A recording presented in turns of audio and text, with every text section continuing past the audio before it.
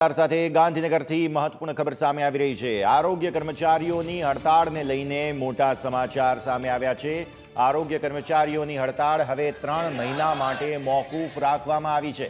3 મહિના બાદ માગણીઓ પૂરી ન થાય તો ફરી એકવાર આંદોલન કરવામાં આવશે। આરોગ્ય કર્મચારીઓની માંગ અંગે સરકાર વિચારણા કરશે। સરકારે બાંયધરી આપતા હડતાળ મોકૂફ રાખવામાં આવી છે। સરકાર પર વિશ્વાસ છે એટલે હડતાળ 3 મહિના મોકૂફ રાખી છે તેવું તેમણે નિવેદન આપ્યું। તેમણે કહ્યું છે કે માગણીઓ પૂરી કરવા માટે સમગ્ર પ્રક્રિયા માટે 3 મહિનાનો સમય અમે સરકારને આપ્યો છે અને સરકારે પણ અમને આપ્યો છે। ત્યારે હડતાળ સમેટી નથી પણ 3 મહિના માટે મોકૂફ રાખી છે તેવું નિવેદન આરોગ્ય કર્મીઓએ કર્યું છે।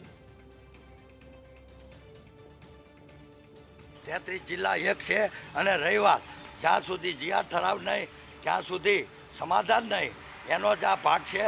સરકારે સંપૂર્ણ બાંયધરી આપી છે, ખાતરી આપી છે।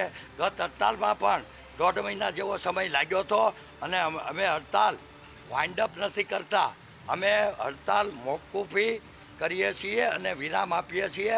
3 મહિના સુધી અમે અને અમારા હોદ્દેદારો સહમત થયા છીએ કે ભાઈ 3 મહિના જેવું લાગે જ, આ કોઈ સામાન્ય પ્રોસેસ નથી। સરકારની જનરલ પોલિસી છે ગ્રેડ પે બદલવો અને પગાર સુધારણા કરવો, એમાં અમે સંમત થયા। અમને 100% વિશ્વાસ છે અને અમારા કર્મચારીઓને વિશ્વાસ છે અને સરકાર 100% સીએમ સાહેબ અને માનની ઋષિકેશભાઈ પટેલ અને લગત તમામ મિનિસ્ટરો અને અધિકારીઓ અમારી સંવેદના સાંભળી અને અમને મિટિંગ આપી અને આગળ કાર્યવાહી હાથ ધરી છે। 3/2025થી જે કાંઈ સજા કરી, સર્વિસ બ્રેક, આરોપનામા, બ્રેક સર્વિસ, નોટિસો છૂટા કરવા, સીસીસી લગત, હિન્દી મુક્તિ લગત છૂટા કરવા, આ તમામ કર્મચારીઓને અમારે વાટાઘાટો સરકાર સાથે થઈ છે અને 100% ટૂંકા સમયની અંદર જે રીતે 17/3/2025ના રોજ અમે હતા મૂળ સ્વરૂપે, તો એ આદેશો